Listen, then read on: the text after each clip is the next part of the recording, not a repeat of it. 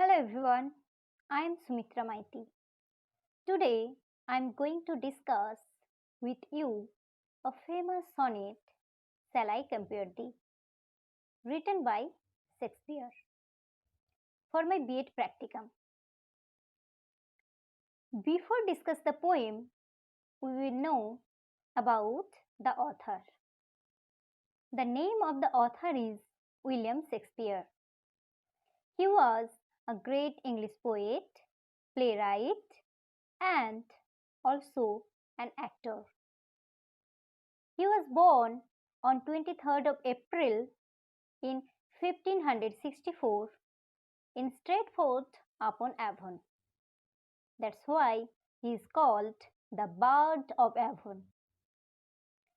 The name of his wife is Anne Hathaway. He had 3 children.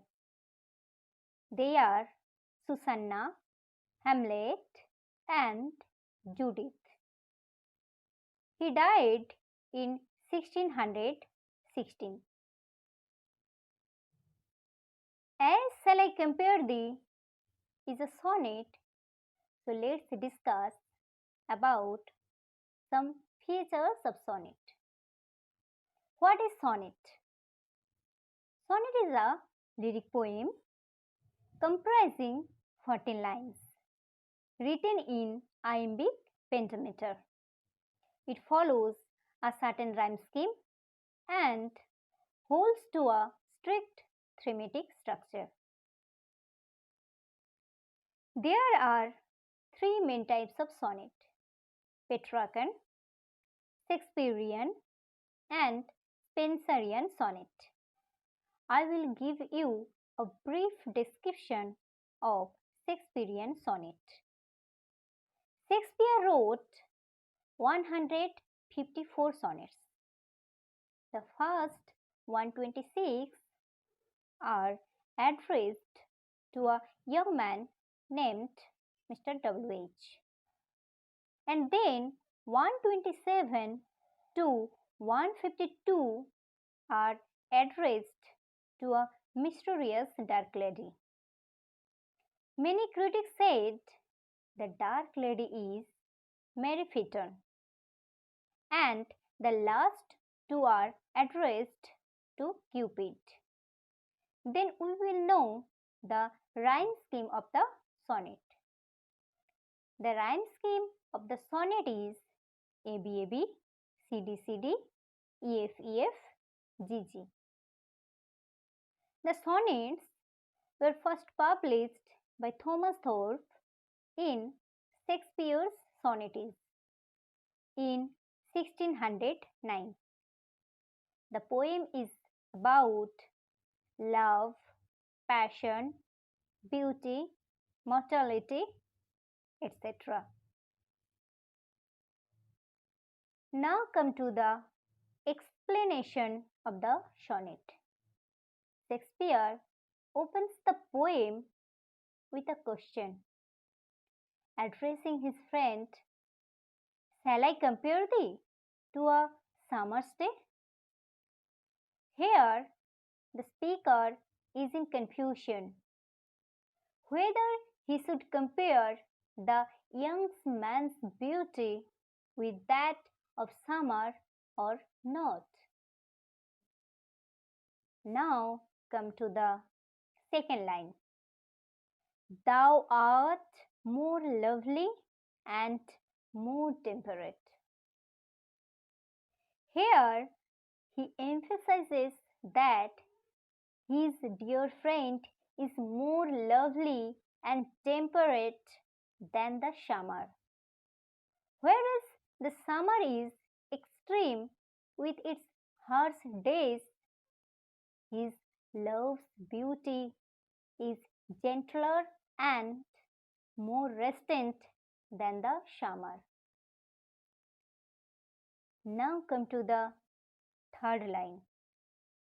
Rough wind do shake the darling birds of May.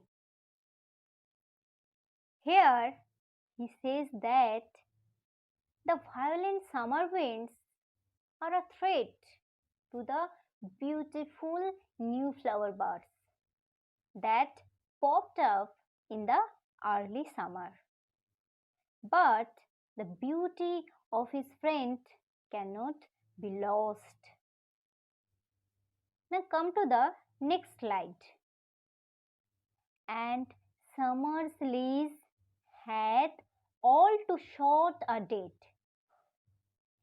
The speaker has personified summer here. He argues that summer does not last very long.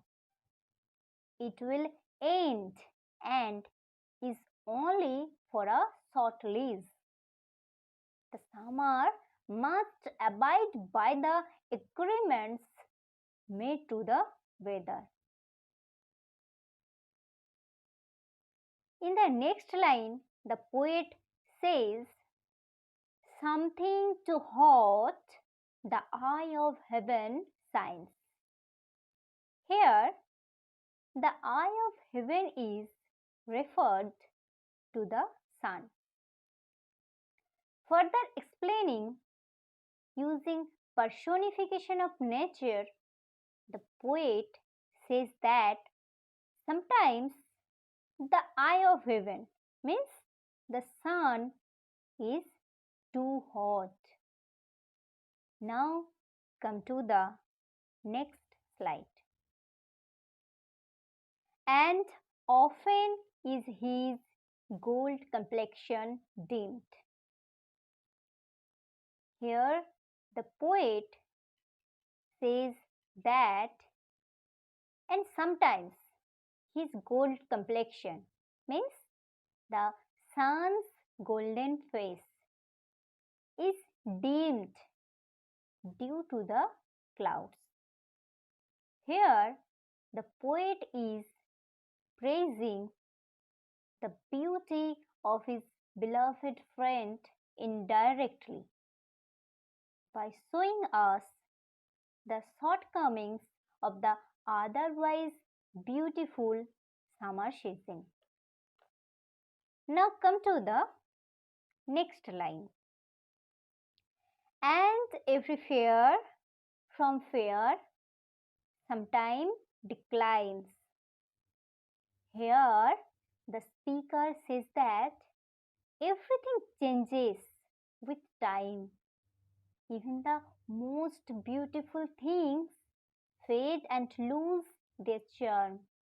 He says that all the beautiful things will eventually become less beautiful from the previous state of beauty. Now come to the next line. By chance or nature's changing course untrimmed. The speaker here says this degradation happens by chance or by the rule of nature, which remains unmodified. Here, the word untrimmed may also be taken as untrimmed sails on a ship. It explains that nature is a ship with sails which are not adjusted according to the course of the wind for a better course. In the next lines, the poet says, but the eternal summer shall not fade, nor lose possession of that fair the host.